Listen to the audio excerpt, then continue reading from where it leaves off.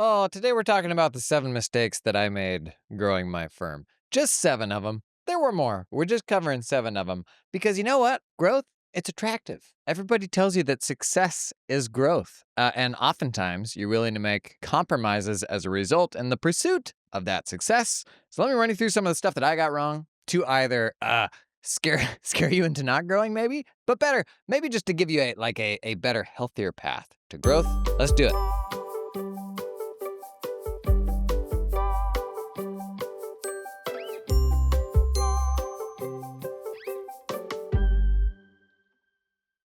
Okay, number 1, this one's kind of embarrassing, but it's more of a thing than I think we will admit oftentimes. Number 1 was doing it to become the alpha. And this is especially true if you got a firm with some dogs in it. I don't care who you are. There's very much this like human nature. I need to prove to this other person that I can do this thing. Oftentimes it's not even somebody that you work with. Oftentimes it's a past employer, a family member, the person who pantsed you in high school. Like it could be anybody. But oftentimes we try to grow so that we can kind of assert our dominance. And there's a lot of different versions of that. And it's not just a male thing. Like it 100% is something that all sorts of different types of people do. In my own journey, I was coming up through a firm where I was trying to prove that I was worth becoming a partner because in most accounting firms, that's the top of the heap. That's like in the little game that you're playing within that universe. As far up as you can go is that. And I would say in traditional firms, the thing that is probably most valued is rainmaking, is being able to bring clients in, keep clients happy, and all that, which has absolutely nothing to do with the doing of the work. And oftentimes, you've all seen that, people who are very, very good at one and very bad at the other. So while I don't think just doing it to be the alpha is necessarily a healthy thing,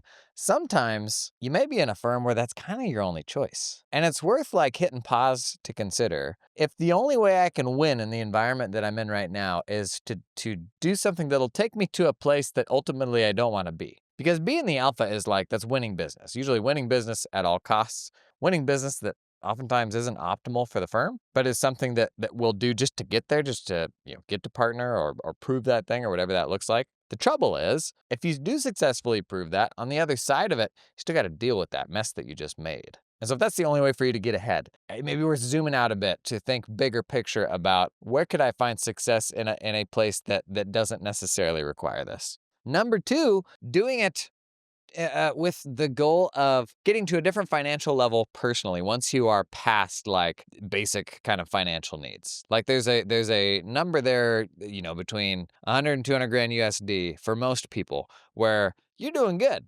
You're in a great spot, you got plenty, and you are going to get diminishing returns on money beyond that. But if money is at the core of why you are trying to grow, personal wealth, you kind of got to make sure you have a really good reason for that, because making 300 grand instead of 200 grand or 400 grand instead of 300 grand, the marginal returns of that very often are not worth the added work and stress that is required to get there. And some folks are just builders where they want to make a thing that's bigger so it's more valuable so that they can sell it for more money.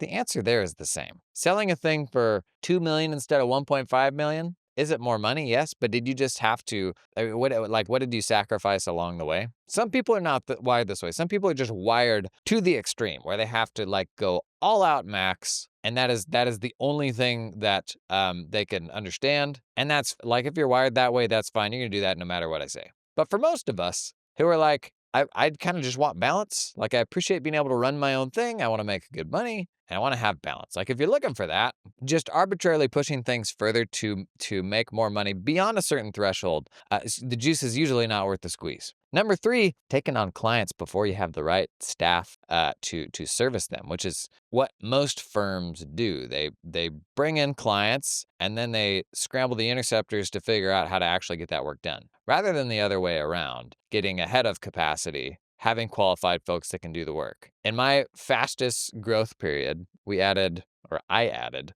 it was about, nothing's just one person, but we added about 1.5 million over 18 months. 1.5 in ARR, that is.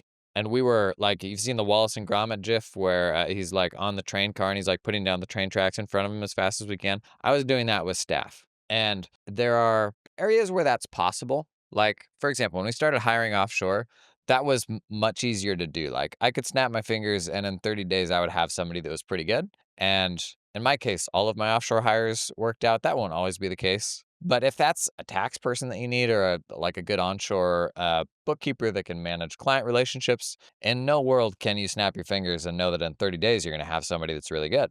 During our like my biggest, most sweaty growth period, we grew maybe 1.5 million in 18 months. And, if you've seen the Wallace and Gromit gif where it's like the dog on the train car and he's like putting down the train tracks in front of him as fast as you possibly can, that's what I was doing with staff. I was just trying to grow and then figure it all out later. It's not to say you can't do this. You can. It's just, there's a whole lot of trade-offs to it, a whole lot of risk. There are certain roles where you can snap your fingers and like be reasonably sure that you can get somebody in to do that job. Like when we started hiring offshore, I was reasonably sure that within 30 days, I could have somebody in that could do the job. But when it came to hiring a tax pro, when it came to hiring a good onshore bookkeeper that could manage client relationships, there was no world where I could, with like complete confidence, say that, oh yeah, like 30 days from now, we've got this client that's going to be coming in. 30 days from now, we'll have a person who doesn't exist yet and isn't even on our radar who can do that work. Like that's just not realistic. And so it leads to issue number 4, where then you start making trade-offs on who you'll let in. And then the problems just compound.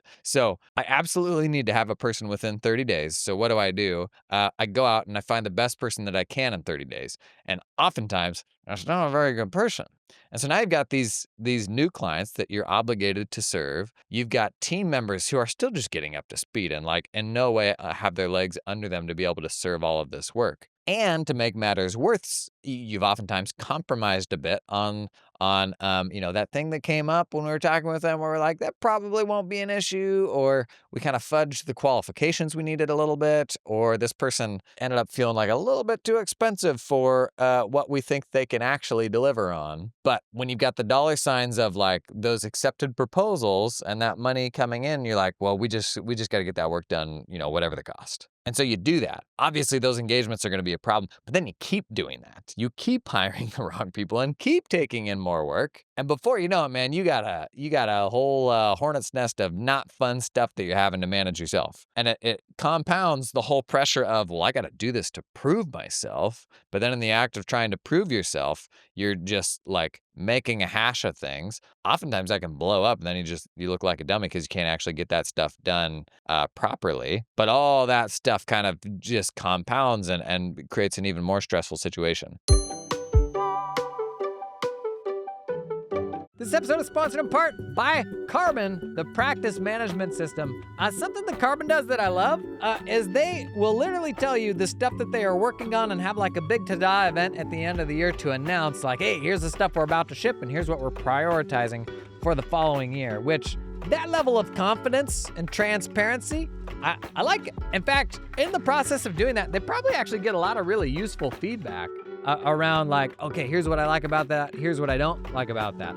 Whereas if they didn't put that stuff out ahead of time and kind of just did this big ta-da, they would have less information from their users than they have by like kind of involving them in that conversation. They did that at the end of 2024, announced a whole bunch of stuff. Honestly, all the Carbon nerds, and Carbon just has some real enthusiasts. They all turned up to that webinar, and it's like the highlight of the year. They got the popcorn out. They're like, ooh, what are they gonna announce? And a bunch of people did get excited, and they ran out to LinkedIn, and they're like, oh, I'm so excited for this and that and that and that. I mean, props to Carbon for building that level of fandom in your software tool, but also people, it's accounting firm software. Let's get some perspective. Probably not a lot of tools in your stack with that level of transparency.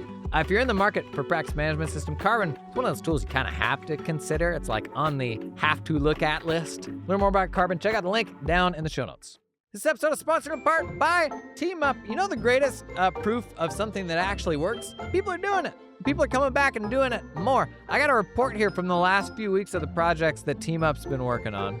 By the way, Team Up, they help you hire talented accountants in the Philippines directly. You work directly with them. Can I just run you through like half of the things they got in the pipeline right now? Firm in Hawaii, hiring a bookkeeper. A returning firm, they're coming back for more. New firm in California, hiring a senior accountant. New firm in Australia. I'm so sorry. Oh, what was that? I'm so sorry. Hiring a tax accountant. Firms in Florida and Texas, hiring senior tax accountants. They are returning firms. BC, a returning firm from BC, hiring a junior bookkeeper. Arkansas firm hiring an executive assistant.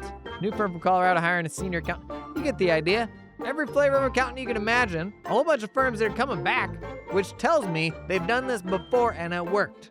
That's what I did. I started with one and then immediately hired like 3 more folks in the Philippines over the course of 2 or 3 months.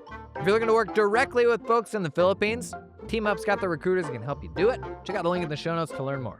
Mistake number 5 that I made, hanging on to those clients who needed me, like me specifically, not my firm, but me. There were those clients who maybe they'd worked with you for a long time. Maybe you were the one that brought them into the firm. But whenever they call, they got to talk to you, even for like very trivial things. And sometimes these are like premium clients. And so you let it slide. But man, we like perpetually underestimate the value of our time and our attention and just how much doesn't get done when we are tied up with something like that. And so you hang on to them for a year or two and you're otherwise out of client work, but you're still having to do some stuff for these clients. When in reality, who needed you even more than that client was your team, was your business, was the hiring process, was whatever the bottleneck was to get you to where you're trying to be. All of those things are vastly more important things that you're building for yourself. You're building the machine rather than that one client and what they're doing.